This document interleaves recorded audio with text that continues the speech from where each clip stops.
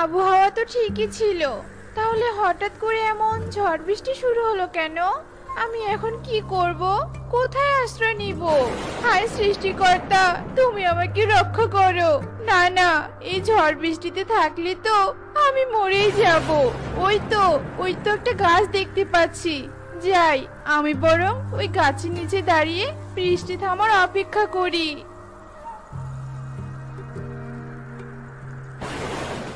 আহ, বড্ড ঠান্ডা লাগছে। তুমি আমাকে এই বিপদের হাত থেকে রক্ষা করো সৃষ্টিকর্তা। আমি মরে গেলে আমার ছানার কি হবে? কাকলি কথা বলতে বলতে গাছের একটি ডাল ভেঙে তার শরীরে পড়ে, আর কাকলি আঘাত পেয়ে সাথে সাথে সেখানেই মারা যায়। এরপর কেটে যায় 2 দিন। এদিকে কাকুলির ডিম ফুটে ছানা বেরিয়ে আসে, আর সেই ছানা খিদের জ্বালায় মামা বলে ডাকতে থাকে আর অনেক কাঁদতে থাকে, কিন্তু কোথাও তার মাকে দেখতে পায় না। মা, ও মা, কোথায় তুমি?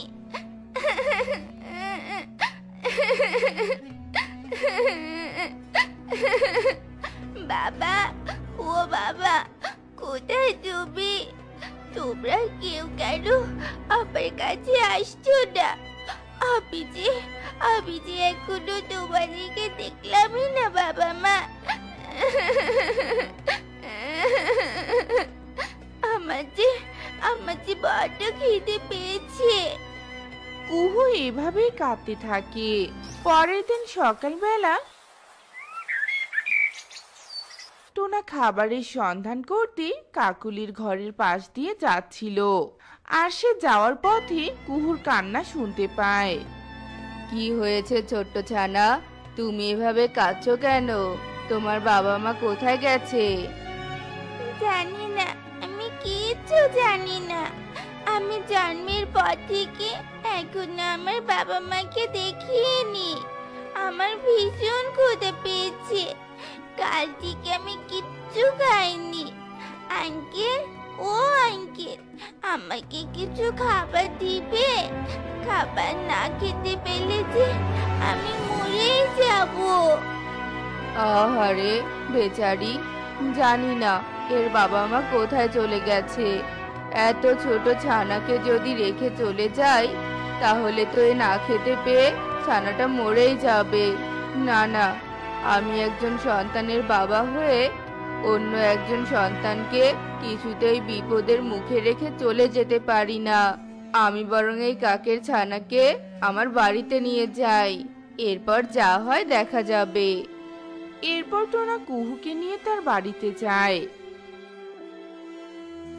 কি গো টোনা, তুমি এই কাকের ছানাকে কোথায় পেলে? ইস, কি মায়াবী দেখতে। মুখটা তো একদম শুকিয়ে গেছে গো। মনে হয় ও ভীষণ ক্ষুধার্ত। হ্যাঁ গিন্নি, ও ভীষণ ক্ষুধার্ত। তুমি আগে ওকে কিছু খেতে দাও, তারপর আমি তোমাকে সব বলছি।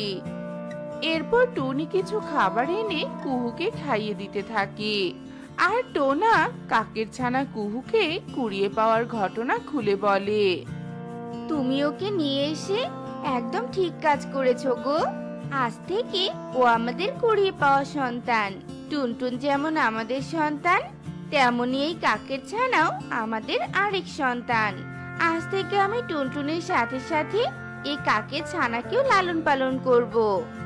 ঠিক আছে গিন্নি, তুমি ওকে খাইয়ে দাও, ততক্ষণে আমি বাজার থেকে ওর জন্য কিছু খেলনা কিনে আনি। মা, ও মা, এ কালো ছানাটি কে গো? তুমি আবার দেখছি ওকে খাইয়েও দিচ্ছ। ব্যাপারটা কি বলো তো মা?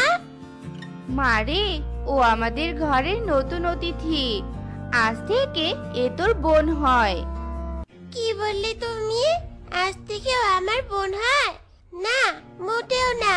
আমি কিছুতেই এই ছানাকে আমার বোন ভাবতে পারবো না। তোমার কি আর কোনো কাজ নেই মা?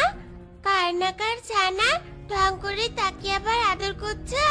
তোমার এসব ন্যাকামো দেখতে আমার একদম ভালো লাগছে না মা। চুপ কর টুনটুন, বড্ড বার বেড়েছিস তুই, তাই না? তখন থেকে শুধু বলেই যাচ্ছিস। ওকে তোর বোন ভাবতে সমস্যা কোথায় বলতো? শোন টুনটুন, এত অহংকার ভালো নয় কিন্তু। তোর বাবা যদি এসব কথা জানতে পারে তাহলে অনেক কষ্ট পাবে। তাই বলছি, দ্বিতীয়বার যেন এসব কথা তোর মুখে আর না শুনি।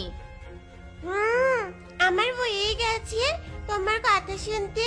তোমার আমি কোনো কথাই শুনবো না। থাকো তুমি তোমার এই কালো ছানাকে নিয়ে। মা টুনটুন, শোন রে মা, আমার কথা শোন। এত জেদ করিস না। হায় সৃষ্টিকর্তা, জানি না কেন আমার মেয়েটা এত অবাধ্য আর জেদি হয়েছে। আমার একটা কথাও যে ও শোনে না। মা মা, তুমি একদম ভেবো না। দেখবে দিদি একদিন ঠিক আমাকে বোন বলে ডাকবে। এভাবেই সেই দিনটি কেটে যায়। পরের দিন সকালবেলা টুনটুন কুহুর কাছে অনেকগুলো খেলনা দেখতে পেয়ে মনে মনে ভীষণ রেগে যায়। আমার বাবির টাকা দিয়ে কেনা খেলনা তুই নিয়ে কেন খেলছিস? হ্যাঁ, তুই খেলবি না, এটা আমি কিছুতেই হতে দিব না। তোকে আমি আমার বোন কখনোই ভাববো না। যা বলছি, আমাদের বাড়ি থেকে বেরিয়ে যা। একই টুনটুন, মা আমার, তুই তোর বোনের খেলনাগুলো ফেলে দিয়েছিস কেন? না বাবা, খবরদার, ওকে আমার বোন বলবে না। ওই কালো কাকির ছানা কখনোই আমার বোন হতে পারে না। তোমাদের বুদ্ধি শুদ্ধি লোপ পেয়েছে, তাই তোমরা ওই কুড়িয়ে পাওয়া কাকির ছানাকে নিজের ছানা ভাবছো, কিন্তু আমি ওকে আমার বোন ভাবতে পারবো না। এ কথা বলে টুনটুন সেখান থেকে চলে যায় আর কুহু কাঁদতে থাকে। এভাবেই কেটে যায় কয়েকদিন। একদিন দুপুরবেলা মা, আমার খিদে পেয়েছি, আমাকে এক্ষুনি কিছু খেতে দাও। মা টুনটুন, রান্নাঘরে খাবার বেড়ে রেখেছি, তুই আজ একটু নিজে নিয়ে খা রে মা। দেখছিস না তোর বোনকে স্নান করিয়ে দিচ্ছি। হ্যাঁ, দেখতেই তো পাচ্ছি কত আদিক্ষিতা করছো। যবে থেকে ও এ বাড়িতে এসেছে তবে থেকে আমার সবকিছুতেই ভাগ বসিয়েছে, আর ওর জন্য তুমি আমাকে খাবারটাও নিয়ে খেতে বলছো। না, আমি আর এই বাড়িতে থাকবো না। তোমরা আমার বাবা মা নাও, ওই কাকির ছানাই তোমাদের সন্তান। আর এক মুহূর্ত আমি এখানে থাকবো না। আমার দু চোখ যেদিকে চলে যাবে আমি সেদিকেই যাবো। মারে মা আমার, শোন, আমার কথা শোন। যাস না রে মা, যাস না। আমি এক্ষুনি তোকে খাবার এনে দিচ্ছি। টুনটুন, এই টুনটুন, কোথায় যাচ্ছিস? এই যা, চলেই গেল। কেন যে মেয়েটা এমন করে? যাক, রাগ কমলে এমনিতেই বাড়ি চলে আসবে। চল রে মা কুহু, আমি তোকে খাবার খাইয়ে দেই। মা, দিদি যে চলে গেল, নিশ্চয়ই দিদির অনেক খিদে পেয়েছিল। আগে দিদি ফিরে আসবে, তারপর আমি খাবো মা। এরপর দুপুর গড়িয়ে সন্ধ্যা নেমে আসে, কিন্তু টুনটুন কিছুতেই বাড়িতে ফিরে আসে না। টুনটুনকে দেখতে না পেয়ে বাড়ির সবাই অনেক চিন্তায় পড়ে যায়। এরই মধ্যে বৃষ্টি শুরু হয়ে যায়। গিন্নি, মেয়েটাকে তো এবার খুঁজতে যেতেই হবে। বাইরে বৃষ্টি হচ্ছে, জানি না টুনটুন এখন কোথায় আছে। হ্যাঁ গো, তুমি বরং তাড়াতাড়ি টুনটুনকে খুঁজতে যাও। জানি না আমার মেয়েটা কোথায় আছে, কেমন আছে।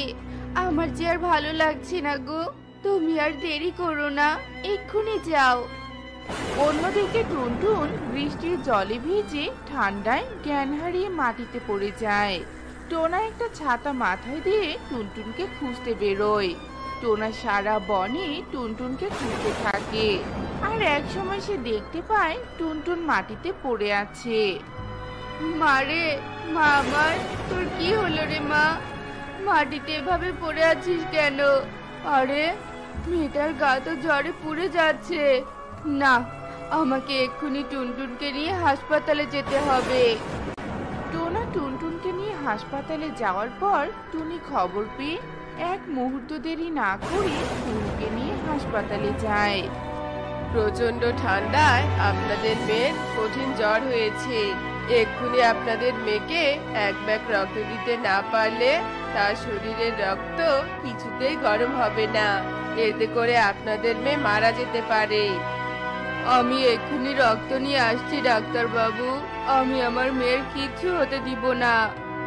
এ কথা বলে টোনা রক্ত আনতে যায়, কিন্তু কোথাও টোনা রক্ত খুঁজে না পেয়ে খালি হাতে ফিরে আসে।